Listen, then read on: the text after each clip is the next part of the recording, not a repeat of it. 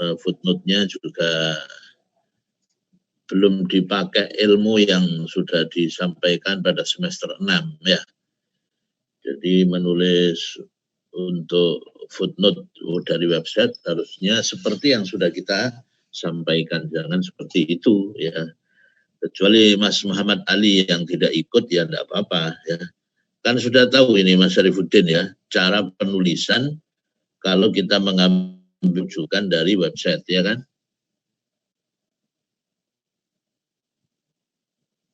Mas Syarifuddin mana? Ya, Sir. Kok hilang? Antum kan sudah tahu toh cara penulisan kalau kita ngambil rujukan referensi dari mana? Website ya toh. Mas Syarifuddin, antum berada di mana? Pas hari di penulisan skripsi. Antum ada di Mars apa di Pluto? Oh, jauh banget kelihatannya. Masa di bumi antum ini? Iya saja. Di mana? Di mana antum ini, masih di Indonesia apa di luar negeri apa di mana kok susah banget suaranya? Di daerah mana antum Mas Syarifuddin? Di bagian timur Indonesia. Di mana? Flores. Flores. 5 kilometer NTT. Oh, makanya masih masuk Indonesia ya NTT ya. Masih ya, tak kira sudah merdeka. Ya. Baik, ya maka kok putus-putus begini suaranya. Ya, jadi dengarkan Mas Syarifuddin.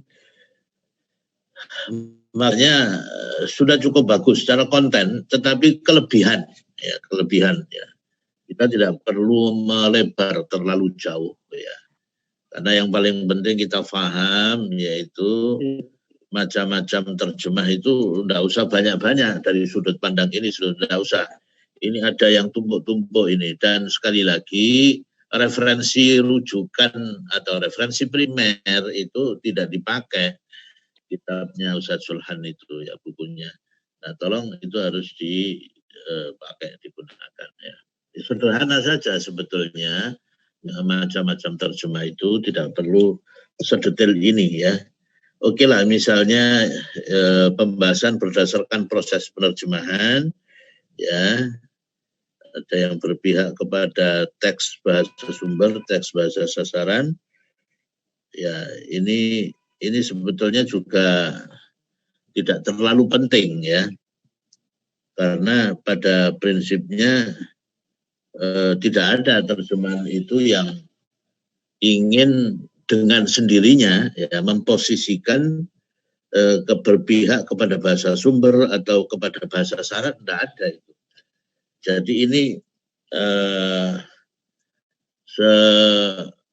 semaunya yang bikin aja untuk teori ini ya, nggak ada teori penerjemahan yang kemudian dalam prosesnya itu ini lebih berpihak ya kepada teks bahasa sumber atau kepada teks bahasa sasaran. Ya, itu hanya soal keahlian dan jam terbang penerjemahnya ya. Jadi kalau penerjemahnya itu sudah punya jam terbang tinggi, itu tidak ada istilah berpihak kepada bahasa sumber atau bahasa sasaran. Tetapi akan betul-betul menerjemahkan ya, memindahkan baik dengan jiwanya teks itu ya, dan juga dengan gaya bahasanya yang pas kepada bahasa sasaran. Jadi istilah berdasarkan proses penerjemahannya yang berpihak pada teks bahasa sumber atau bahasa sasaran ini pada alam yang real, pada faktanya atau pada tataran yang realnya itu tidak ada ya. Jadi ini hanya teoritis saja ya, teoritis, dan pada kenyataannya tidak ada ya. Paham nggak sampean di sini Mas Syarifuddin? Antum paham yang saya maksud, ya kawan sekalian? Ya, ada yang belum paham supaya saya ulangi.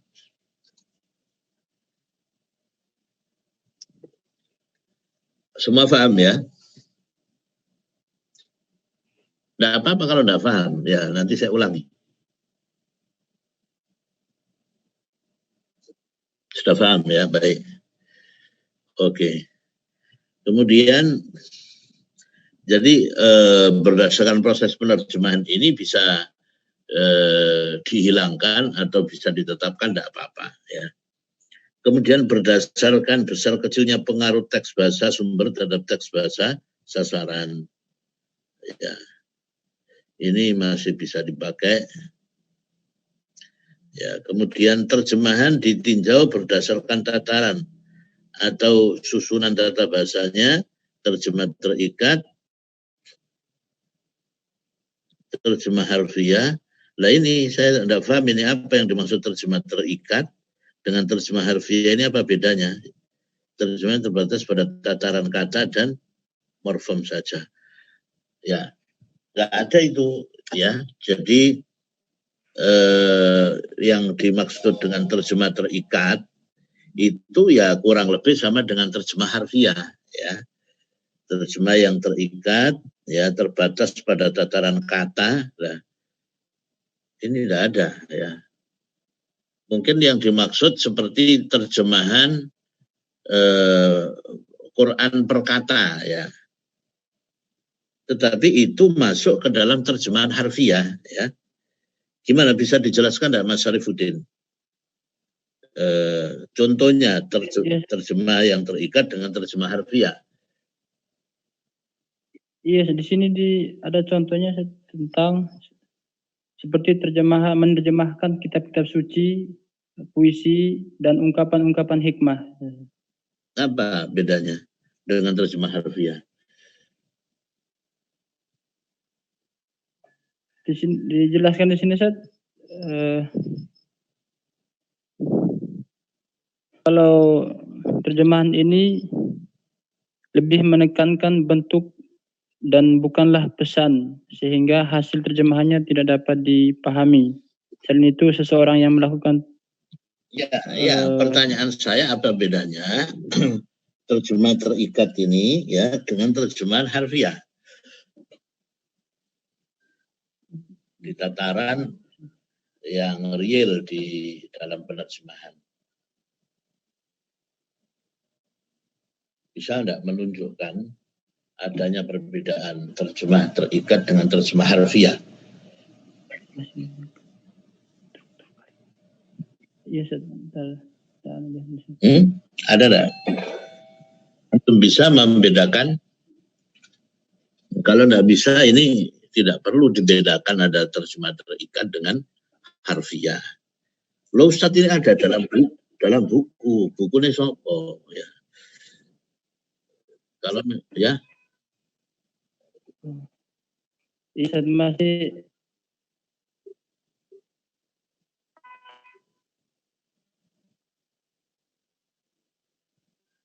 Ya.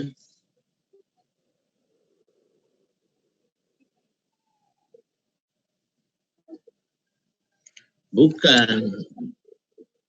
Ini ada 3 Mas, ya ada 3 poin. Terjemahan itu ditinjau berdasarkan tataran atau susunan tata bahasanya. Itu dianggap ada 3 poin gitu loh. Ya, terjemahan terikat, harfiah, sama terjemahan bebas. Ya. Jadi ini namanya membuat tipologi atau klasifikasi ya. Memang kadang-kadang itu ada yang sifatnya dipaksakan. Ya, misalnya antum ya, biasanya dengan bisa menjelaskan ini sudah bisa jadi doktor. Ya. Misalnya Clifford Gate itu dia melihat orang Indonesia itu, khususnya orang Islam, ya dibagi menjadi kaum santri dan kaum abangan dan kaum priayi, ya. Artinya dengan bisa mengklasifikasikan ini, dia bisa meraih atau banyak orang yang mencari dengan membuat sebuah tipologi teori yang akhirnya dia membuat tipologi itu klasifikasi, maka dia bisa meraih gelar doktor, ya. Jadi ini juga demikian, dia berusaha untuk memetakan terjemahan berdasarkan susunan katanya, ya. Ini berdasarkan tataran atau susunan tata bahasanya, ya. Nah, tetapi ini terlalu dipaksakan, ya. Jadi sebetulnya cukup terjemahan harfiah dengan terjemahan bebas, ya, atau terjemahan bil makna, ya. Ini disebut sejenis terjemahan tuntas yang tidak dibatasi oleh keterikatan penerjemahan suatu tataran tertentu, ya. Jadi yang dia maksud itu sebetulnya dua, ya, terjemah harfiah dengan terjemah bebas atau istilah lain terjemah ma'nawiyah, gitu, ya. Nah ini aja, ya itu kan ada di dalam buku, ya biarin aja bukunya siapa itu, ya. Kalau tidak sesuai, karena ini bukan Quran, bukan hadis ini, ya. Kalau salah nggak usah dipakai, ya. Gitu, ya. Kemudian D, berdasarkan tingkat keberpihakannya pada teks dan pembaca bahasa sasaran. Nah ini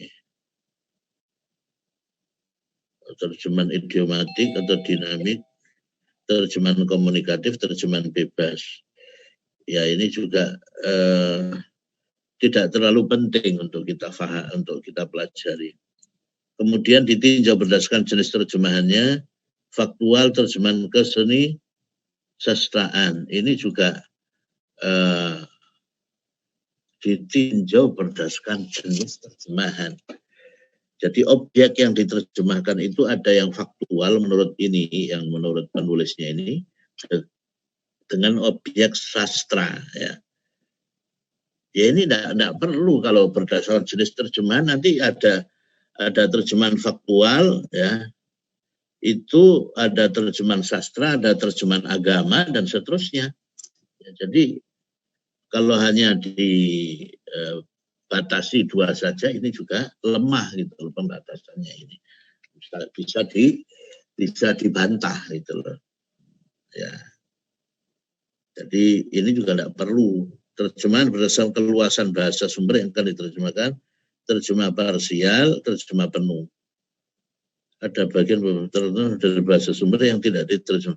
Enggak, kalau terjemahan seperti ini tidak lazim, ya, tidak diterjemahkan semuanya. Memang mungkin yang dimaksud, misalnya kita bicara ilmu dokteran, ya, yang akan kita ambil adalah bagaimana pengobatan, katakan tentang sakit tipes misalnya. Di situ ada pengobatan malaria, sakit yang kena sakit perut, COVID dan sebagainya, ya, sakit panu. Nah, yang kita mau terjemahkan hanya masalah pengobatan apa tadi, sakit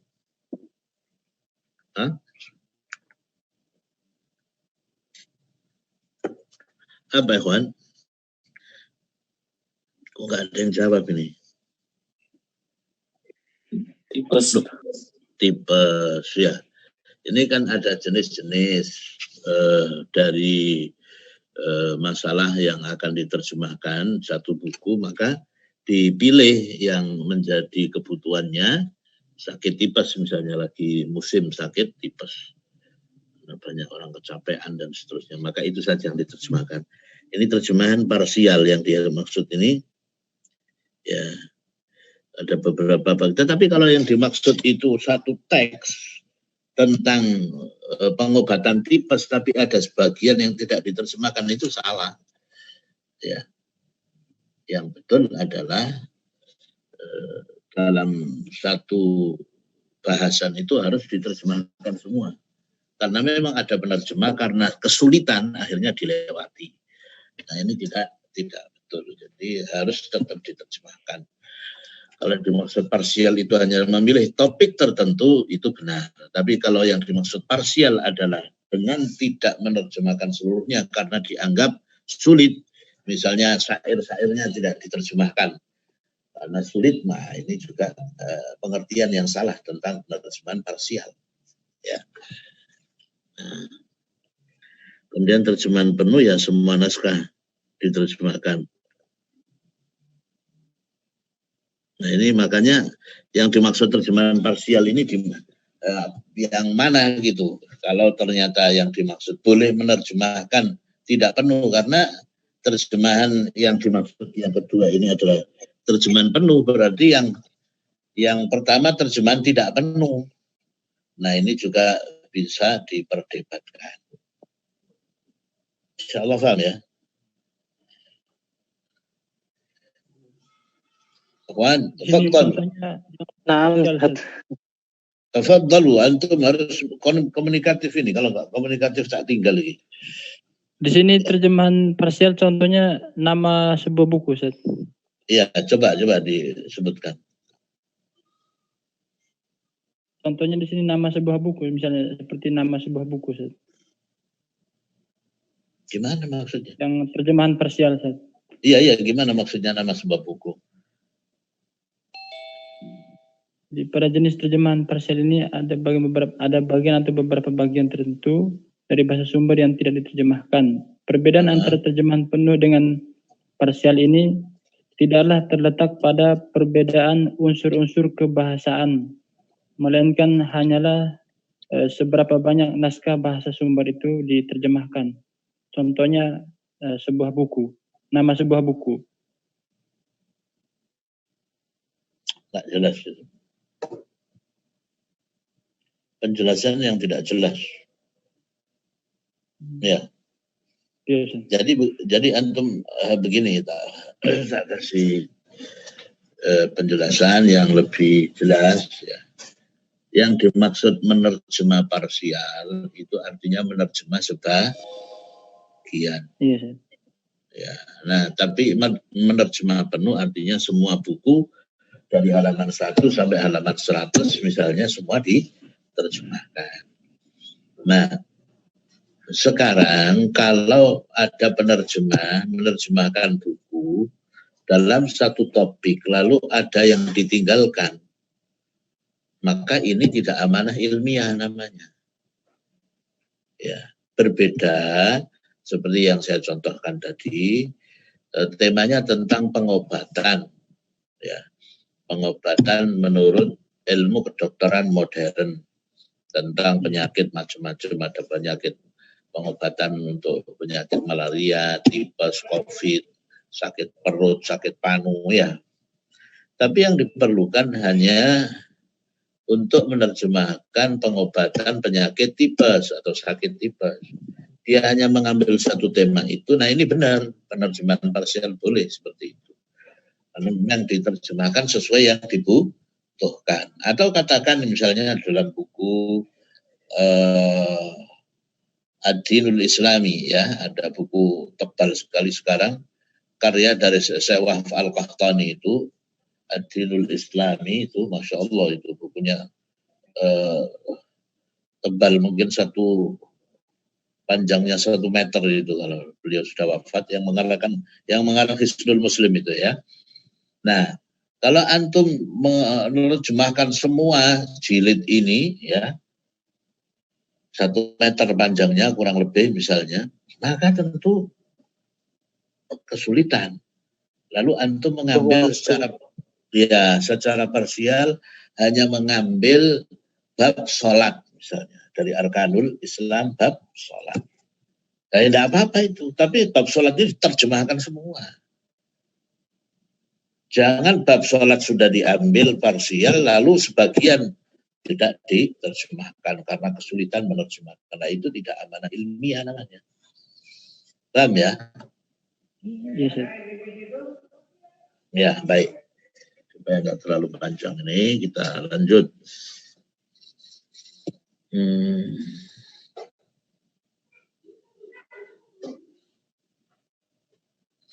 Nah, di sini yang macam-macam terjemah berdasarkan tekniknya ini yang lebih kita perlukan, yaitu terjemah harfiah, mengalih ke bahasa ya, sesuai dengan bunyi bahasa tersebut, tidak dikurangi, tidak ditambah, ini harfiah. Kemudian dinamis atau gaya bahasa bebas, cara menyampaikan isi amanah dalam bahasa sumber dengan ungkapan yang lazim dengan bahasa terjemahan, ya, gaya bebas. Tafsiri yang dari bahasa dari alif bahasan ke dalam bahasa lain dengan menitik beratkan pada isi, ya ini maknawiyah, ya. Ada yang membagi cuma dua, terjemah harfiah dan terjemah bebas. Ada yang tiga seperti itu, jadi tidak ada masalah. Ya.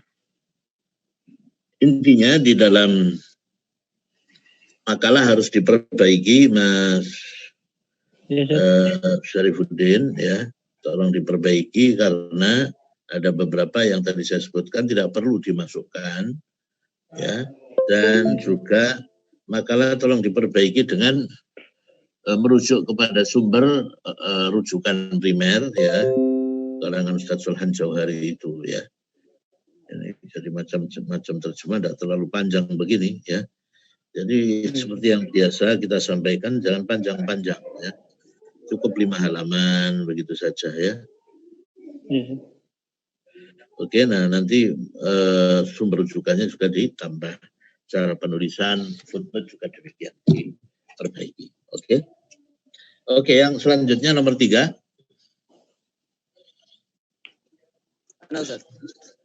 Ya, kembali.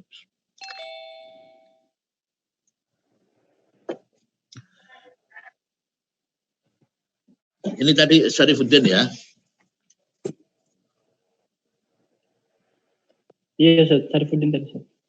Syarifuddin.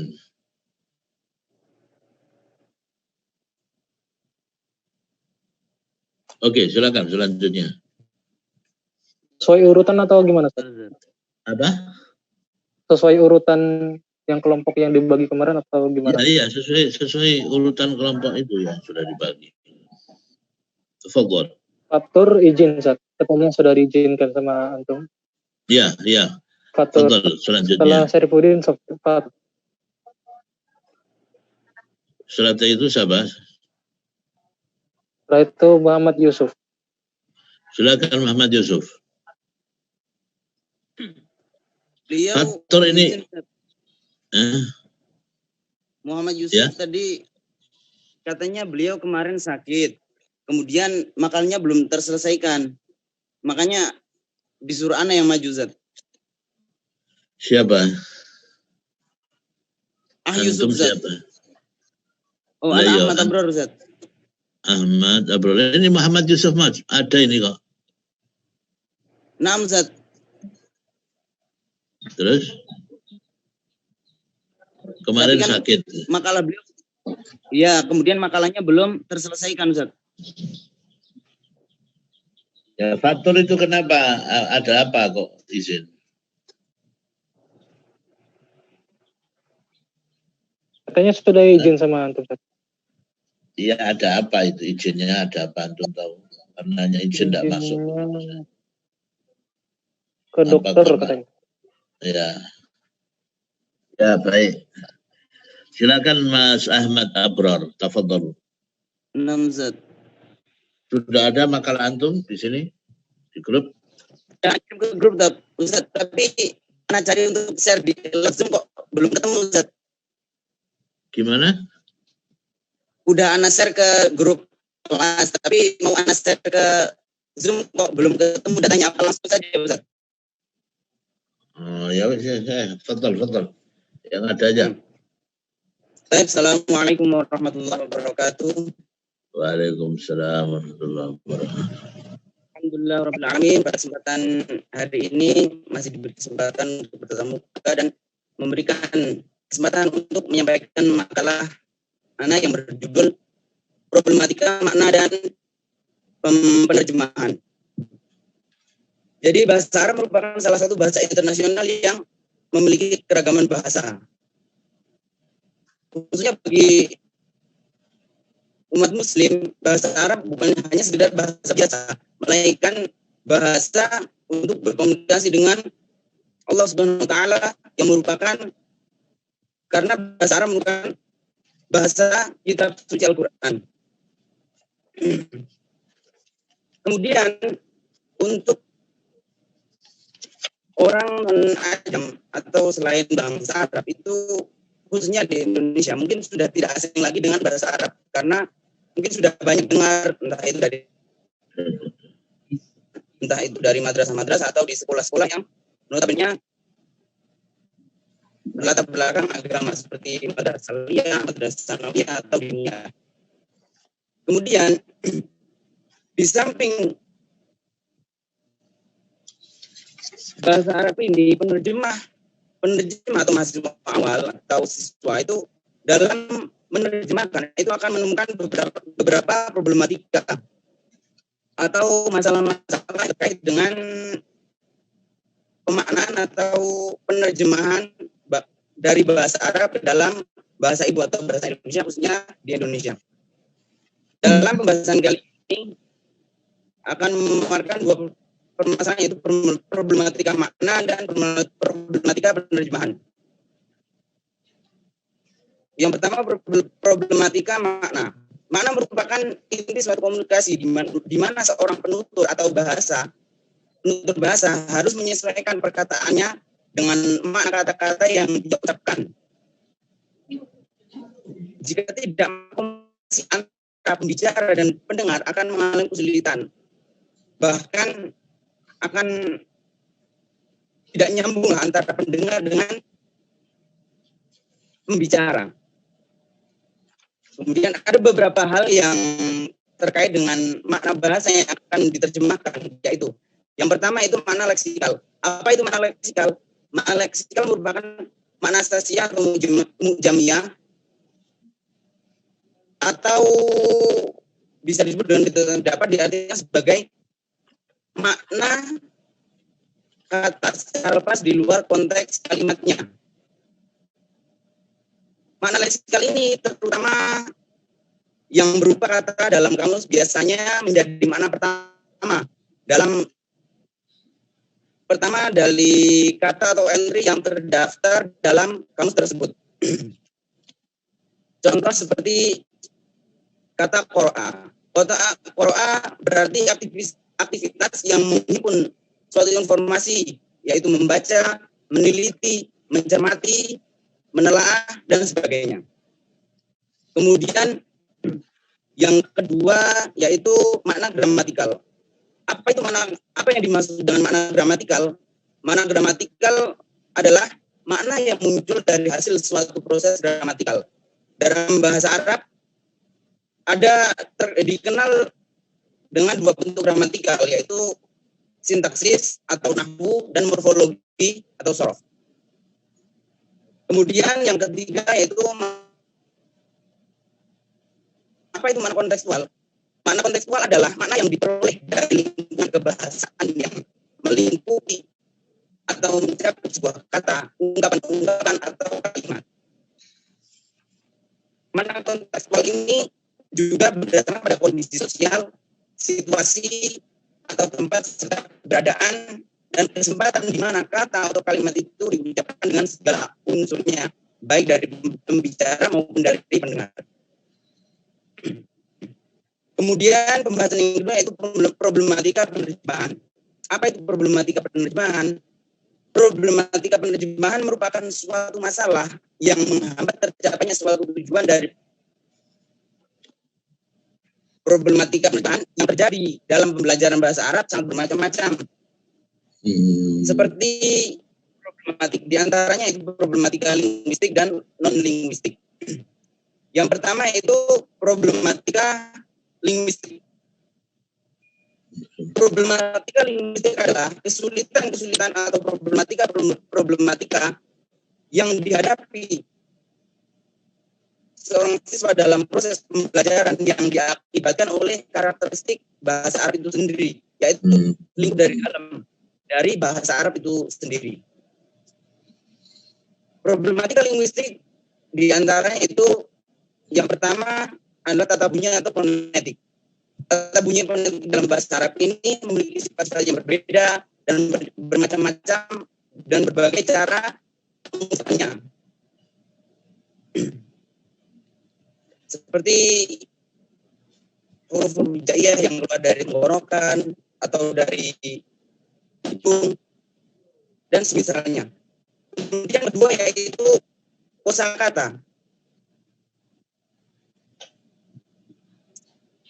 Perbedaan kata-kata dari bahasa asing dalam bahasa siswa atau bahasa yang digunakan dalam pembelajaran atau di lingkungannya itu dapat menimbulkan berbagai persoalan, seperti lafalnya berubah dari asalnya, seperti kata kabar dalam bahasa Indonesia yang berasal dari kata bahasa Arab itu khobar dan semisalnya. Kemudian yang ketiga dari problematika linguistik yaitu tulisan. Adapun diantaranya itu yang pertama, sistem penulisan bahasa Arab itu dimulai dari sebelah kanan yang biasanya di antara kita itu menulis dengan bahasa Indonesia itu menggunakan awal penulisan itu dari sebelah kiri. Makanya itu jadi sebuah kesusahan atau sebuah problematika yang biasanya kita dari sebelah kiri tiba-tiba menjadi dari sebelah kanan untuk bahasa Arabnya. Kemudian ada satu huruf memiliki banyak bentuk yang berbeda tergantung letak huruf itu sendiri dalam kata, entah itu di awal kata atau di tengah kata atau di akhir kata. Kemudian yaitu huruf-huruf yang berdekatan dan menyerupai, seperti huruf ta dan ba. Itu bentuknya sama, yang berdekatan hanya titiknya. Kemudian setelahnya itu letak penulisan hamzah yang bermacam-macam. Ada yang di atas alif, ada yang di atas wawu, ada yang di atas ya, bahkan ada yang ditulis sendiri. Dan setelahnya penulisan alif maksurah, perbedaannya dengan ya, khususnya ketika ya ditulis tanpa titik. Kemudian dari problematika linguistik yaitu ada morfologi atau bentukan kata. Morfologi adalah studi tentang pola suatu kata yang terdiri dari beberapa perubahan silat atau bentuk kata menurut sistem yang ada pada morfologi tersebut. Beberapa hal problematika yang ada pada morfologi ini. Yang pertama itu banyaknya bab dan topik sorof, dan di mana setiap bab dan topik itu mempunyai kaidah-kaidah tertentu yang terkadang menyita waktu dan menyulitkan bagi penerjemah atau siswa-siswa yang ingin menerjemahkan ke dalam bahasa Indonesia. Yang kedua itu integrasi antara bab sorof dan nahwu, karena terdapat keterkaitan atau hubungan yang erat antara keduanya. Kemudian ya, setelahnya itu ada sintaksis atau pembentukan kalimat. Apa itu sintaksis? Sintaksis ialah bagian atau cabang ilmu bahasa yang membicarakan seluk-beluk wacana, kalimat, klausa, frasa berbeda dengan morfologi yang hanya membicarakan seluk-beluk kata dan morfem. Terjemahan ya. Ya, coba tadi yang pertama tentang problematika makna ini sudah masuk ya, tidak ada masalah. Cuman ketika masuk kepada problematika penerjemahan ya, problematika penerjemahan ini disebutkan ada problematika linguistik dan non linguistik kan gitu. Nah, kemudian non linguistiknya ini tidak ada kaitannya dengan penerjemahan ya. Antum sebutkan di sini guru yang kurang memiliki kompetensi lah ini ini kan berarti urusan pengajaran ini ya, bukan urusan penerjemahan.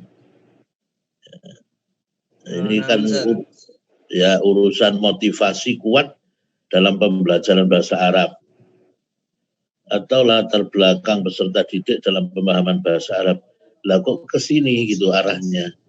Jadi non linguistik ini tidak perlu ya.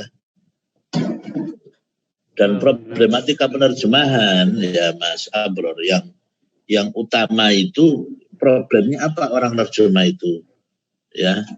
mungkin bisa masuk beberapa hal yang disebutkan di sini, tetapi kurang konkret. Ya, ini memang antum diambil dari sumber lain.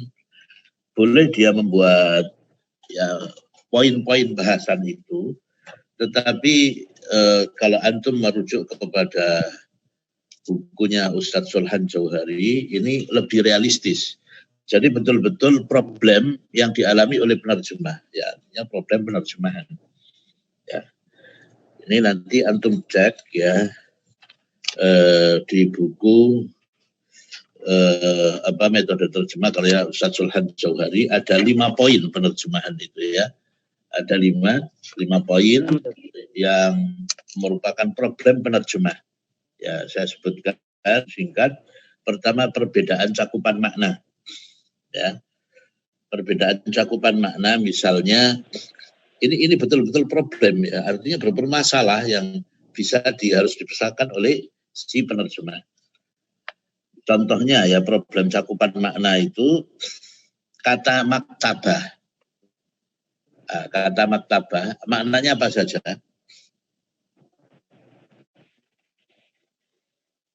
Ya, terus Kantor. Bukan maktabah kok kantor. Maktab kalau kantor.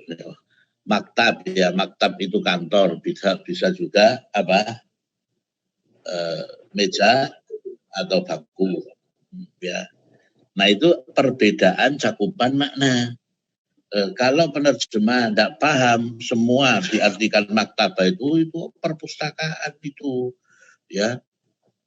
Apa maktabah itu berarti ketika dia jalan-jalan, misalnya di toko buku di Arab sana, di Mekah atau di Madinah, jalan-jalan ada tulisan maktabah Arus. Ya, padahal maksudnya itu toko buku Arus. Ya, lalu dia datang sana untuk sekedar baca-baca, padahal itu bukunya dijual. Itu maktabah di sini artinya toko buku. Kalau tidak dia pahami toko buku, dia hanya paham maktabah dari dulu yang diajarkan artinya perpustakaan. Ya, akhirnya salah menerjemahkannya. Karena perbedaan cakupan makna ini yang disebut problem itu ya di situ. Perbedaan cakupan makna ya. Maktabah, maktab ya. Itu contoh. Kemudian juga ada perbedaan penggunaan ya, perbedaan penggunaan. Dalam bahasa Inggris cut itu bisa dipakai untuk finger ya, speech artinya apa, dia motong jarinya sendiri, atau speech memotong pembicaraan ya, hair, cut hair atau rambut ya. Tapi dalam bahasa Arab perbedaan penggunaan itu ada. Jadi kalau arti awalnya memotong itu koto'a ya toh, seperti cut itu artinya apa? Koto'a. Tapi koto'a, apakah kita mengatakan koto'a sya'ra? Apa yang digunakan? Yang betul apa? Koto'a sya'ra yang betul? Halqu. Pak, salah apa? Koso sya'ra ya, jadi koso ya kusu. Oh iya. Ya kan koso asy'ara, nggak boleh menggunakan. Wah itu kan koto'a itu, koto'a kan memotong, berarti koto'a asy'ara nggak bisa. Kan sama dengan cut hair, ya memotong rambut itu cut aja semua. Cut speech ya, memotong pembicaraan. Kemudian kalau cut fingers itu bahasa Arabnya apa? Jaroha isba'ahu. Jaroha artinya melukai, tidak bisa koto'a isba'ahu gitu loh. Jadi perbedaan penggunaan ini betul-betul problem kalau penerjemah itu tidak tahu Ya ngawur saja nanti maktabah diartikan pokoknya perpustakaan, di mana-mana diartikan perpustakaan. Terus di mana-mana diartikan cara penggunaannya karena salah ya sudah. Koto'a sya'ra gitu. Kosos sya'ra bukan diartikan memotong. Ya. Koso di sini lebih dekat kepada apa? Menggunting ya. Tetapi bisa diartikan yang tepat adalah memotong rambut. Nah, ini yang disebut dengan problem real yang dihadapi oleh penerjemah, yaitu dengan problem perbedaan cakupan makna, perbedaan penggunaan, perbedaan dalam penggunaan majas ya. Dalam penggunaan majas gimana perbedaannya? Ya. Apa? Contoh majas itu orang tua dalam bahasa Inggris, orang yang sudah tua, bahasa Inggrisnya apa? Dalam majasnya, evening of life, ya, evening of life, artinya usia senja, evening kan berarti itu usianya sudah senja, ya. Dalam majas kita dengan bahasa Inggris kurang lebih sama. Untuk majas dari usia tua disebut evening of life atau usianya sudah senja gitu ya. Ya sudah maghrib, sudah mau maghrib, artinya sudah mau meninggal dunia, udah tua. Terus bahasa Arabnya apa podo? Sama. Hah? Kita katakan masa al-umr gitu. Umurnya sudah sore. Nah, bahasa Arabnya ya majasnya itu khariful umr. Khariful umr. Jadi sudah tua itu di dalam majasnya kharif, ya khariful umr. Ya. Baik. Ini contoh. Kemudian perbedaan tentang apa di sini?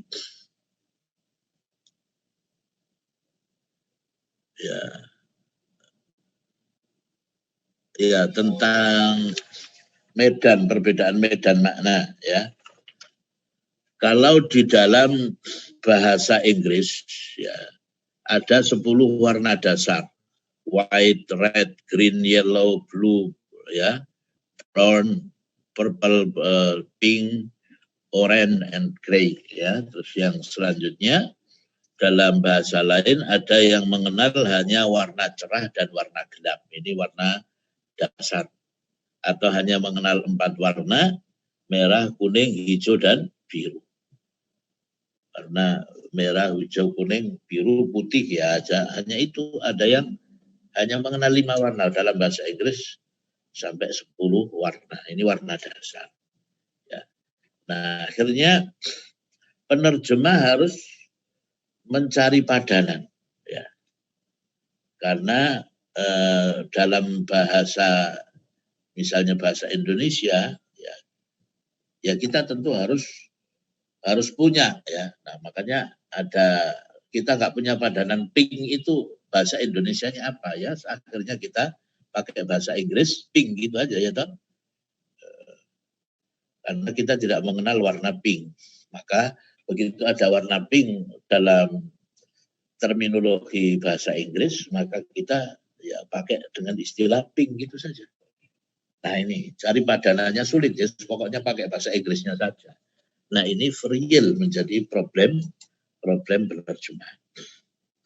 Kemudian perbedaan kultur sosial yang terakhir kultur sosial dan budaya. Ya, jadi ini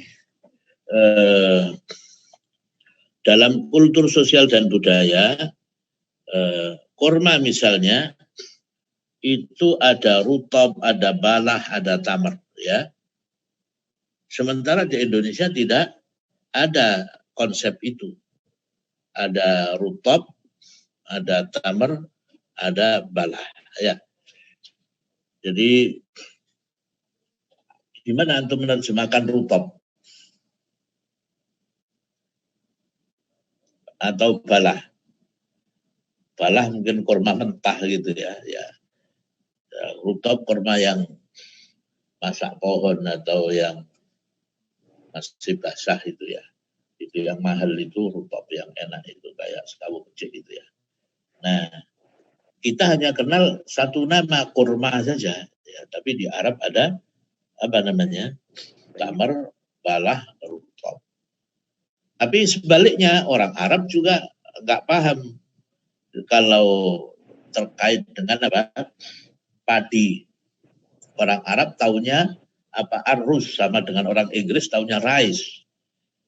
Padahal kita kalau sebelum ketika dia masih ada di tangkainya disebut apa?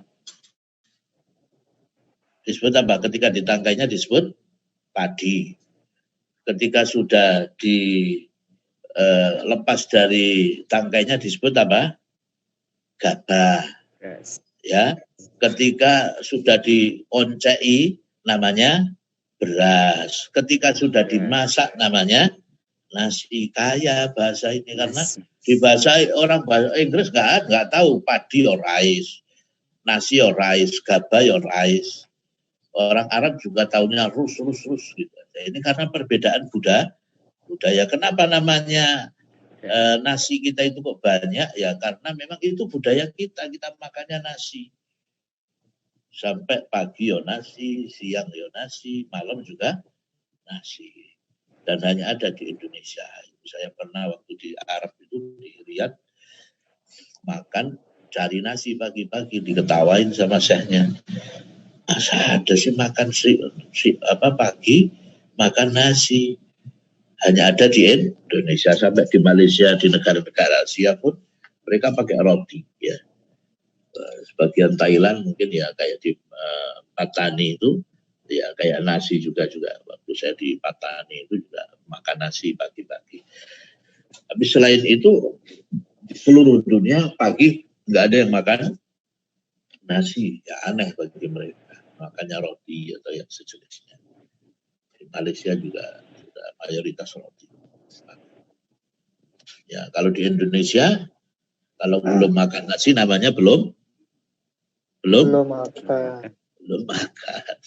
Meskipun makan sudah banyak makan roti, malah belum makan. Saya ditanya belum makan, padahal sudah kenyang dengan roti. Nah ini budaya ya, perbedaan kultur, perbedaan budaya, sehingga kita punya nama banyak untuk nasi. Saking kayanya, saking seringnya makan nasi, namanya juga banyak. Orang Arab saking seringnya makan kurma, namanya juga banyak. Ya, paham di sini ya. Nah itu yang lebih pas kalau untuk problematika penerjemahan ya. Tapi kalau yang makna tadi sudah betul ya. Jadi tolong merujuk ke sini ya. Sudah dicatat tadi oleh siapa Mas siapa namanya? Mas Abror ya. Siapa namanya? Ahmad Abror. Ya. Baik ya, tidak apa-apa. Kita sama-sama belajar ya.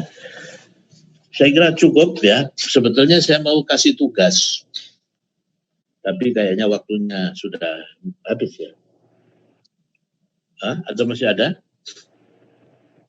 Sudah lewat semenit. Sudah selesai Ustaz. Ya, karena saya juga harus masuk kelas lain ya. Oke, tidak usah pakai tugas lain kali saja ya. Tolong nanti makalahnya diperbaiki sesuai yang saya sampaikan tadi ya. 3 orang ini nanti disampaikan yang akan masuk untuk minggu depan, tolong disampaikan untuk memperbaiki makalahnya sesuai arahan saya tadi ya, supaya lebih baik, dan juga menggunakan buku panduan metode terjemah ya yang dari Ustaz Sulhan itu. Baik. Demikian, mari kita tutup dengan kafarah majelis. Subhanakallahumma bihamdika Assalamualaikum warahmatullahi wabarakatuh. Waalaikumsalam warahmatullahi wabarakatuh.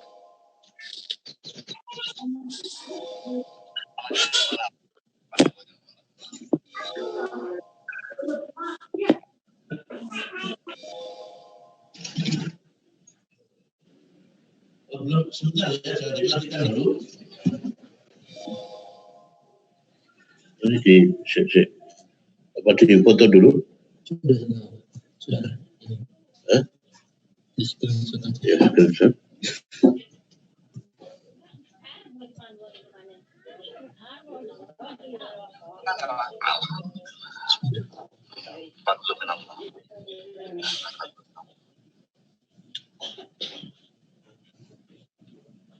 Aku